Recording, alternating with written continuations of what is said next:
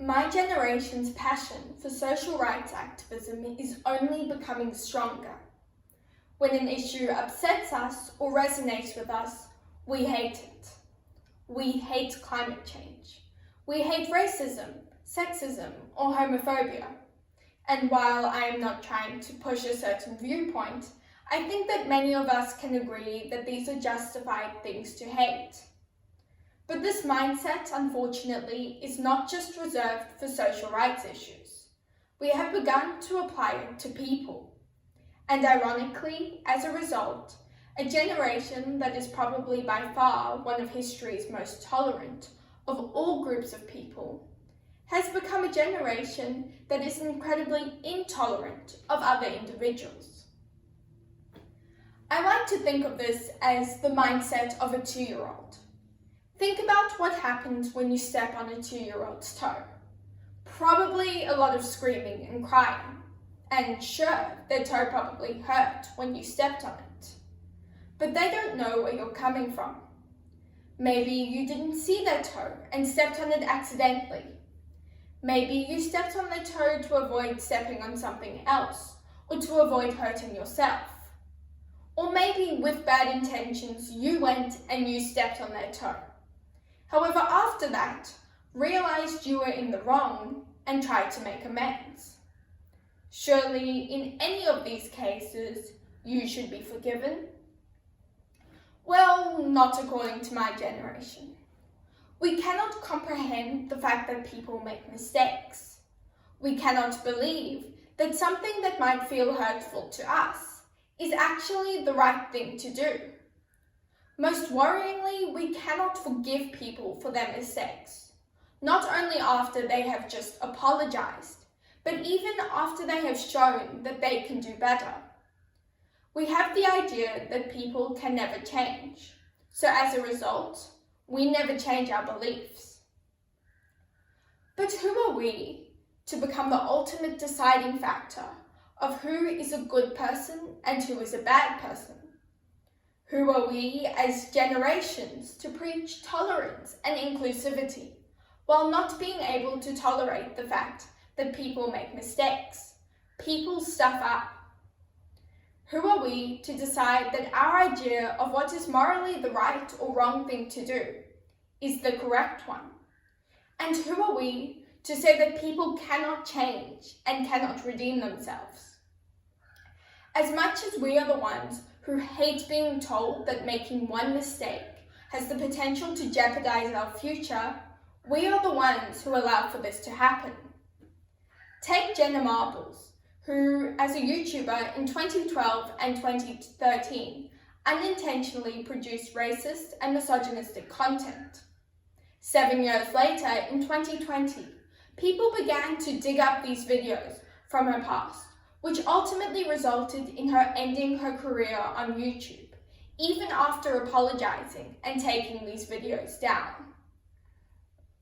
Obviously, her behavior was not okay by any means, but her apology and attempt to do better by taking these videos down should allow for people not to necessarily forgive her for her mistakes, but to realize her true intentions.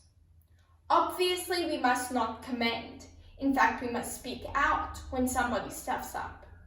But when somebody stuffs up intentionally or unintentionally and attempts to do better, it is no longer our place to speak out. But what is the problem with this? It's not like other forms of intolerance which occur to factors that an individual is unable to control. This is seemingly minor. We aren't breeding hatred of groups of people, but rather individuals themselves. Our future doesn't depend on this. Yes, sure, but surely in an attempt to lessen all hatred, breeding this other form of hatred is simply replacing what we are trying to lessen. So how do we do better? How do we undo the lack of tolerance we have built around others within our futures, rather than leaving it to the future of the next generation to try to do better, while being told that people can never change? The first step is reflection. We learn the history of previous generations as a reminder of what to do and what to do better. However, we hardly ever study our own histories as a reminder of how we can do better within our own lives. Think about the last time you immediately deemed someone a bad person. Now think about what they did. Okay, in some cases they probably did a bad thing, giving you the right to dislike them. But what about after that? Was any future kindness they showed you overshadowed by your justified hatred for them? What about your other times? Did your hatred of an action that someone did allow for you to generate your hatred of an individual, even after they did something that might have been necessary despite it hurting you? The second step is to make amends in places you can, and in those you can't, acknowledge this, but still attempt to move forward.